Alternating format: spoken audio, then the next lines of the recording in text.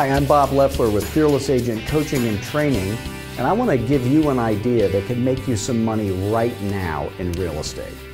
Now, the things that make you money right now in real estate do not build your future in real estate. And the things that build your future in real estate really don't make you any money right now, but sometimes people need a little of both. But this is an open house idea that will work for you. There's two parts to an open house. There's the holding the open house part, and then there's the showing the houses part. For this idea to work right, you're going to need to build your future and make money right now, and this will accomplish that, but you need a partner in this endeavor. So you are going to hold the open house and book appointments with the buyers to meet with you in your office. Your partner is going to set up the open house signs and take down the open house signs. You are going to go to the open house, set up the open house. Of course, you have to do the dishes sometimes, hide the pets in the dishwasher, whatever you got to do, turn the lights on.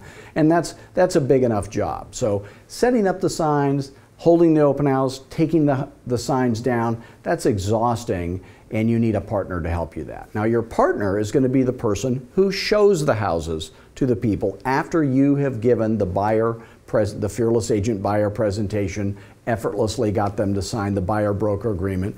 Then your partner will take those people out. The partner will get those buyers from now on. They're going to form a bond with those people, and you're not going to get the future business from that. But any listings that you get from the open house will be yours, and the partner will not get that. So that's fair, and it's a 50-50 split. But you're going to make money immediately by doing this idea. So here's how it works. When somebody comes into your open house, you ask them a survey question. Now here's what we're not going to do. There's two things we're not going to do. We're not going to ask them, what do you think of the house? You got to avoid that question. And we're not going to ask them if they're working with a real estate agent, because most buyers will say, if I say I'm working with a real estate agent, maybe she won't bug me, right? So we're not going to ask them that question. So when they come in, you're going to say, hi, thanks for coming to my open house. I'm Bob Loeffler. Thanks for coming in. By the way, you can look at the house on your own. I'm not going to be following you around, bugging you, but I do have a survey question to ask you when you're done, just to help me out and to help the seller out, if you would be willing to help me out with that. Okay, great. Have fun, enjoy the house. Now, when they're done looking at the house, and they will stay longer if I'm not following them around talking, and then when they come back, fight the urge to say, what did you think of the house? Okay, you're going to say, okay, are you ready for my survey question? And they'll say yes. You say, okay. Now again, this is just to help me out and help the seller out, and again, you're not going to hurt my feelings. By the way, could you live here? Write that down. Could you live here? Every time you show a house, you ask them to buy that house, and those are the words you ask. Could you live here? So they're probably going to say no. I'd say, okay, now again, you're not going to hurt my feelings. This is just for the seller and me, but what would have to be different in this house in order for you to feel comfortable living here? Now they might say, oh, I hate this carpet. You go, yeah, me too. Agree with them. Yeah, I hate that too. Or I hate that color. Yeah, me too. I hate that. What would you change it to in order for you to feel comfortable living here? And keep asking them those questions as if you're getting feedback about the house. Then you're going to hit them with the magic question, okay? You're going to say, you know, tell me what you are looking for in the perfect house. What would that include for you? And get them talking a little bit about what they really do want. And then you say, sounds to me like you're looking for something kind of special. Am I right? Or you're going to know that they're an investor by now, and in that case you're going to say, sounds to me like you're looking for something that's kind of a good deal. Am I right about that? Either way, they're going to say yes, and then you say, now correct me if I'm wrong. And by the way, this is the hardest part of that, is to remember this right here. After sounds to me like you're looking for something kind of special, then you say, correct me if I'm wrong, but are you, and then you name the 4 things that they must be doing, one of. Are you, obviously you're going to open houses, but are you maybe writing down numbers off of for sale signs, or maybe looking on the internet, or are you maybe looking in those homes magazines or the ads or something like that? Is that what you're doing?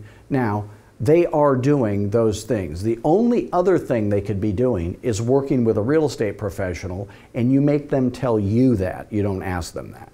So they say, yeah, that's what we're doing. They say, now, I don't know if you realize it or not, but by going about it that way, you're almost guaranteed you're never going to find a special one. Can I explain why that is? They say yes, and then you say, well, the really special houses, the really good deals, they sell before they ever make it to the internet. They're never advertised in any way. And by the way, do you know who we sell those houses to? We sell them to our direct clients. Can I explain how that works? Well, here's how that works. I would have you come into my office, get you a cup of coffee, ask you a bunch of questions about what you like, but way more importantly, what you don't like. Because I don't want to waste your time looking at houses that you don't like. Then I'm going to print up a list of every single house that meets your absolute minimum requirements. So you know that you're going to see every single house, at least on paper.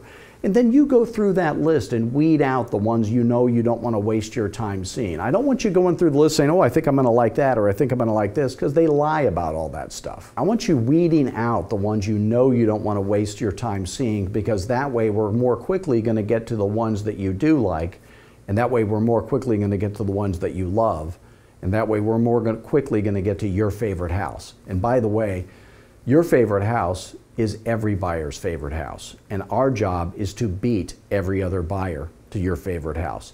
Does that sound like a plan that would work for you? You'll be the only agent that is at an open house ever actually described what we really do for a living. I just went through what I would do for me if I was the buyer, my own self as a realtor. So what every other agent is doing is, hey, can I get you to sign up for my little email blast of all the listings? If you want people to never meet with you, keep sending them stuff. Never follow up with a buyer.